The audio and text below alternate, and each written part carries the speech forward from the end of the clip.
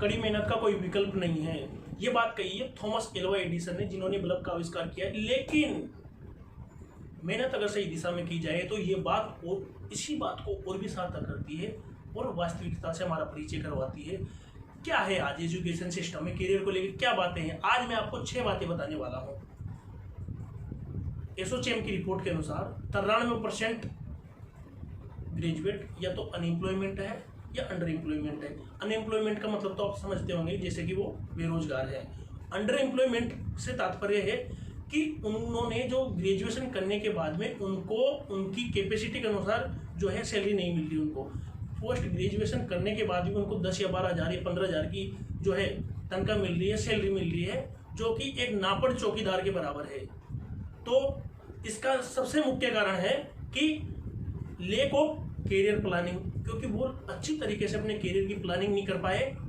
एक बार हाथनी ने अपने बच्चे से कहा, देख उल्लू का बच्चा उम्र में तुझसे 5 साल छोटा है, फिर भी वो बहुत जल्दी उड़ने लग गया। तू देख इतना बड़ा होने के बावजूद भी उड़ नहीं पाया, कहीं आप ऐसा तो नहीं कर रहे? जिस लोग की जो स्किल है वो उसमें परफेक्ट है, तो आप अपनी स्किल के अनुसार परफेक्ट बनिए, ना कि उनको कॉपी करके।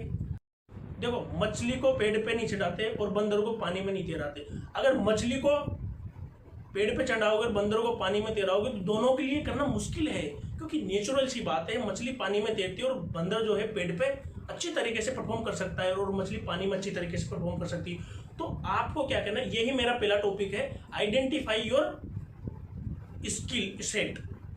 क्योंकि तुम तुम्हारे स्किल सेट को आइडेंटिफाई नहीं करोगे तब तक तुम्हें पता नहीं चलेगा। जैसे मान लो, कैसे करें आइडेंटिफाई, कैसे करें? आपको क्या आता है, कौन सा ऐसी चीज है जिसको आप घंटों तक कर सकते हो, जिसमें आप बोर फील नहीं होते हो?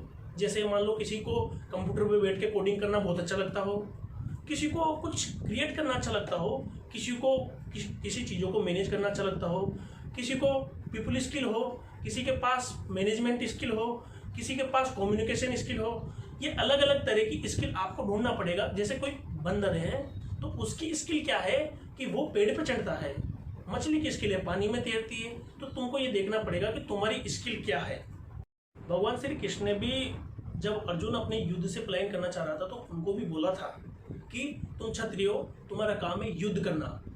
तो भगवान ने श्लोक बोला था, चातुर्वर्ण्य मया सृष्टा गुणा कर्मा विभाग से, यानी कि जो साइकोफिजिकल नेचर होता है, हर व्यक्ति को एक यूनिक सिग्नेचर स्ट्रेंथ होती है। उसको वो क्या है, आपको इसको कैसे आइडेंटिफाई कर सकते हो? आप देखो कि आपको ऐसी कौन सी स्किल है जिसके द्वारा लोगों ने आपकी बहुत तारीफ की थी, या आपने कोई बहुत ज़्यादा कभी पैसे कमाए थे, या आपको समाज में कोई मान सम्मान मिला था। कोई एक ऐसी स्किल जो जिसमें आप बोरिंग फील नहीं करते हो और वो आप कैरियर, उसमें आपको कैरियर बना सकते हो। दूसरा स्टेप है, your skill is your will. आपको ये देखना होगा कि आपकी जो स्किल है वो आपकी विल है कि नहीं है। जो आपको आता है उसको करने के लिए आपकी इच्छा शक्ति है या नहीं है। मान के चलो, सेलिब्रिटी संजीव सेठ है, जिनके पूरी दुनिया भर में लगभग हजारों होटल चेन बनाई है उन्होंने। तो उनको क्या, बचपन में उनकी माँ जो खाना बनाती थी तो उनकी बहन को सिखाती थी। तो उन्होंने कहा कि माँ आप बहन को क्यों सिखाती, मेरे को क्यों नहीं सिखाती? तो उनका विल भी था, तो उनका जो विल था, इच्छा शक्ति थी जो खाना बनाने सीखने की, उनकी वजह से उनको सफलता मिली। तो वो सेलिब्रिटी शेफ बन गए, संजीव कपूर, जैसा कि आप सब जानते हैं। दूसरा, जैसे मान के चलो रामू है, रामू को मिट्टी के बर्तन बनाना पसंद है, पर वो मिट्टी के बर्तन तो बनाना तो पसंद है, उसको आता भी है, लेकिन वो करना नहीं चाहता, इच्छा शक्ति नहीं है। तो दूसरी चीज आपको कैरियर चुनते समय ध्यान में रखनी होगी कि आपकी जो स्किल है वो आपकी विल है या नहीं है।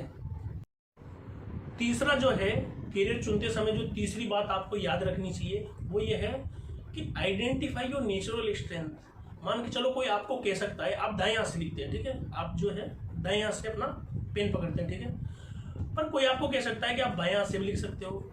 स्वाभाविक सी बात है, आप बाएं हाथ से भी लिख सकते हो, पर आप उसे लिखोगे भी, पर आपकी योग्यता इतनी नहीं होगी, आपकी स्पीड इतनी नहीं होगी, आपकी एक्यूरेसी इतनी नहीं होगी जितनी आप दाएं हाथ से लिखोगे। तो आपकी जो नेचुरल स्ट्रेंथ है उस पर आप काम करो।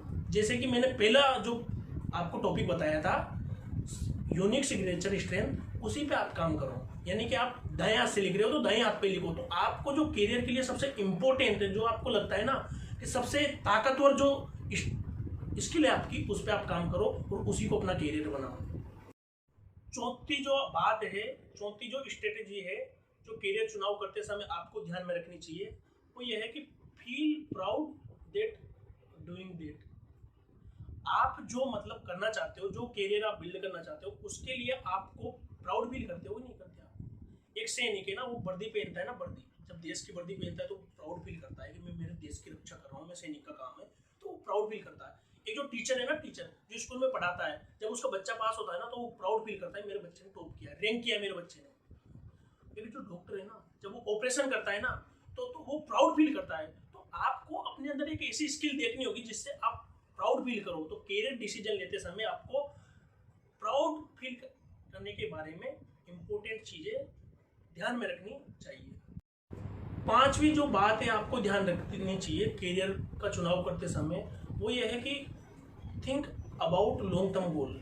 आप जो भी कैरियर का डिसीजन ले रहे हो, वो आपको लॉन्ग टर्म गोल को ध्यान में रखते हुए ले रहे हो ना। मान लो आपके पास स्किल सेट भी है, विल भी है, इच्छा शक्ति भी है, और आपका स्ट्रेंथ भी है, नेचुरल स्ट्रेंथ भी है उसके बारे में, लेकिन वो आपका गोल ही नहीं हो। आप काम तो घड़ा बनाने का कर रहे हो, आपको आता भी है, इच्छा शक्ति भी है, सब है, पर तैयारी एसएससी की कर रहे हो, तो कोई काम का ही नहीं है। तो वो लॉन्ग टर्म जो गोल है आपका, उससे रिलेटेड स्किल, इंटरेस्ट और विल आपका होगा, तो आप उसी कैरियर का चुनाव कर सकते हो। ऊपर की 5 स्किल, विल, प्राउड, स्ट्रेंथ और गोल, ये पांचों चीजें होने के बाद भी पर्पज, लास्ट है पर्पज, रिफ्लेक्ट योर मोटिवेशन। छठी जो लास्टवी जो चीज है वो आपको ध्यान में रखनी चाहिए कैरियर का चुनाव करते समय, वो है पर्पज। क्यों करना चाहते हो आप इसको? अपने मोटिवेशन को रिफ्लेक्ट करो। क्या आप सैलरी कमाना चाहते हो, या फिर आप ऑटोनोमस चाहते हो, बिकम योर ओन बॉस? क्या आप दूसरों के यहाँ नौकरी नहीं करना चाहते, खुद के बॉस बनना चाहते हो? तो आपको उसी तरह की स्किल पे काम करना पड़ेगा। आप क्या चाहते हो? आपका लॉन्ग टर्म जो गोल है वो किसके अराउंड घूमता है, वो आपको देखना पड़ेगा। तो ये थी 6 स्ट्रेटजी जो आपको कैरियर में राइट डिसीजन लेने के लिए गाइड करती है। वापस आके वीडियो को लाइक करने के लिए, कमेंट बॉक्स में अपनी राय बताने के लिए और वीडियो को सब तक पहुंचाने के लिए आपका हृदय की गहराइयों से बहुत बहुत धन्यवाद।